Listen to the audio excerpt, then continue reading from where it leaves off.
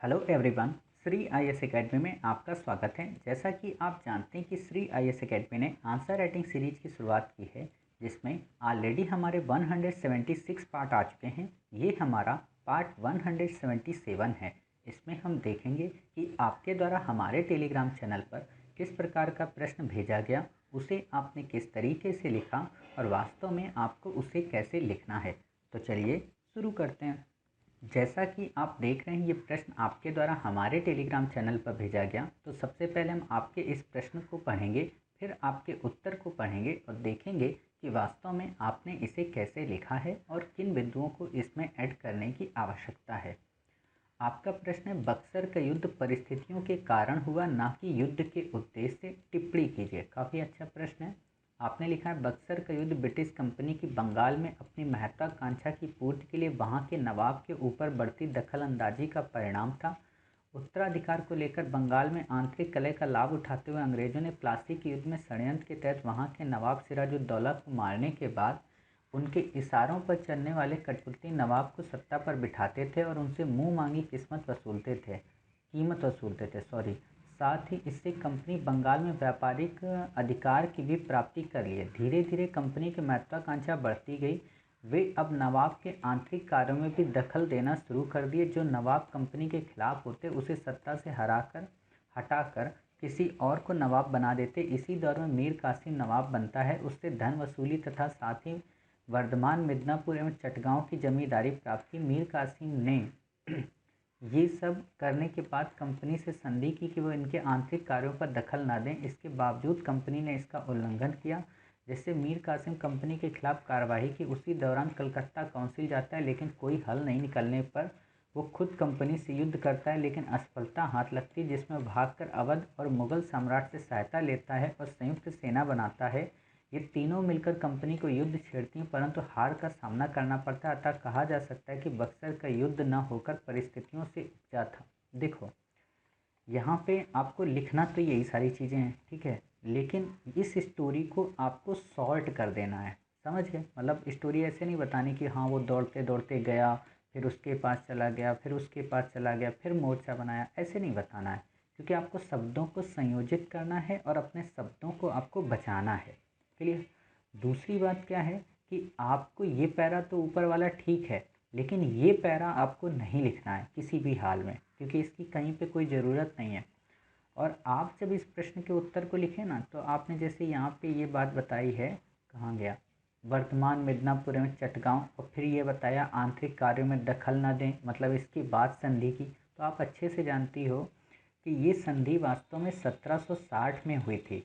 और इसी 1760 की संधि में यही डिसाइड हुआ था कि वर्धमान, मिदनापुर, चटगांव और सिलहट के चूना का व्यापार और सोरा के व्यापार में हिस्सेदारी इनको मिलेगी। क्लियर? और ये भी डिसाइड हुआ कि अब आंतरिक दखल कंपनी नहीं देगी। तो इसी संधि का उल्लंघन था, समझ गए, जिस कारण वो परिस्थितियां उपजी और उन परिस्थितियों ने युद्ध को प्रमोट किया। क्लियर? तो आप ये चीज़ बताओगे, साथ ही आप जब युद्ध की परिस्थितियां बताओगी ना, तो उन परिस्थितियों में न केवल इस संधि का उल्लेख करोगी, बल्कि आप यहाँ पे ये सारी चीज़ें बताओगी। परिस्थितियों का क्या मतलब है? परिस्थितियों का मतलब है कारण, कि वो कौन से कारण थे जिस कारण बक्सर का युद्ध हुआ। क्लियर? तो आप इसमें बता सकते हो दस्तक का दुरुपयोग को लेकर, इसलिए उसने दस्तक पूरी तरह से समाप्त ही कर दिया। क्लियर? इसके अलावा उनका दखलंदाजी कैसे होती थी, गुमास्तों के माध्यम से। मैंने आपको सारी चीज़ें बताई हैं। देखो, मैं जो चीज़ें बताता हूँ उन्हें ध्यान से सुनो, उनके फ्रेम को देखो और उस फ्रेम के बेस पर कोशिश करो कि हाँ, हमें उत्तर ऐसा ही लिखना है। समझ रही? कई बार क्या होता है कि हम लोगों के पास फ्रेम नहीं होता, हमारे पास समझ नहीं होती कि वास्तव में प्रश्न हमसे क्या पूछा गया, तो ये माना जा सकता है कि ठीक है, ये गलती हो गई है, हमें इतना डिटेल में नहीं लिखना है। लेकिन जब आपके पास एक फ्रेम ऑलरेडी हमने दे दिया है, आपको हमने क्लास में डिस्कस कर दिया है, तो फिर आप उसी डिमांड के अनुरूप ही अपने उत्तर को लिखें और कोशिश किया करें कि उन बातों को ना ही लिखें जो यहाँ पे उपयोगी नहीं है। और एक काम और आप कर सकती हैं कि जब आप अपना उत्तर लिख लिया करें, तो खुद से एक बार पढ़ें और कोशिश करें जितनी ज़्यादा से ज़्यादा लाइनें आप काट सकती हो।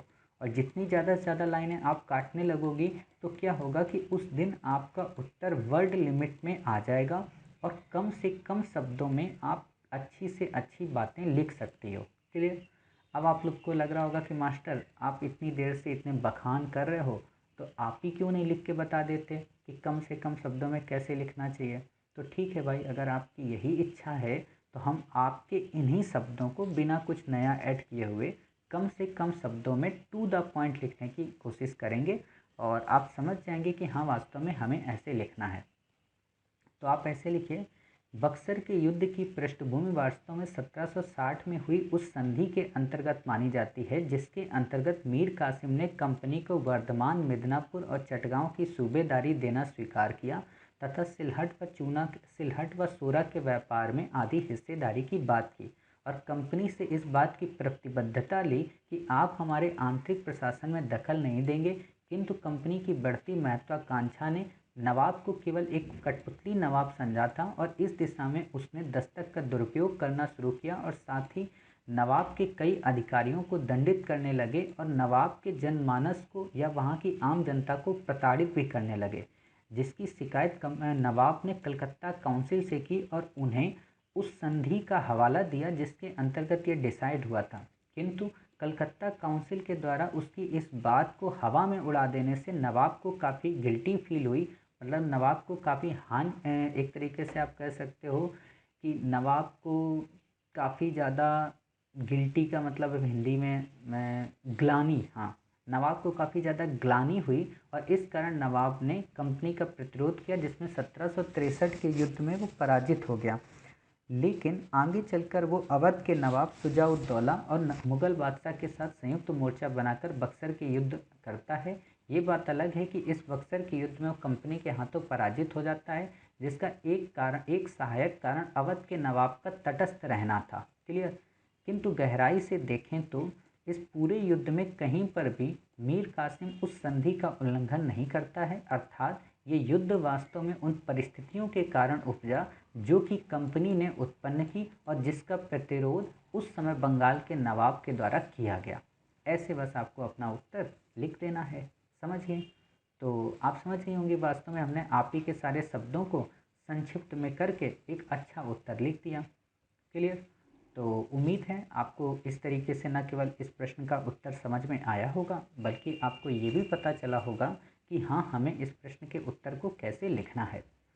तो मिलते हैं फिर आप ही के द्वारा भेजे गए एक नए प्रश्न के साथ। तब तक अपना ख्याल रखिए और स्वस्थ रहिए।